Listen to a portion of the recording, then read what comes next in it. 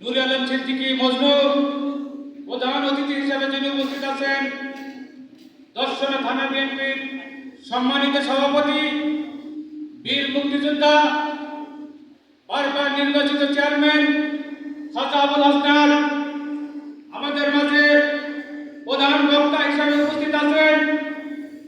সাবেক ছাত্র নেতা, সাবেক যুব নেতা, জেলা বিএনপির সদস্য হাবিবুর রহমান বলে আমাদের মাঝে উপস্থিত আছেন।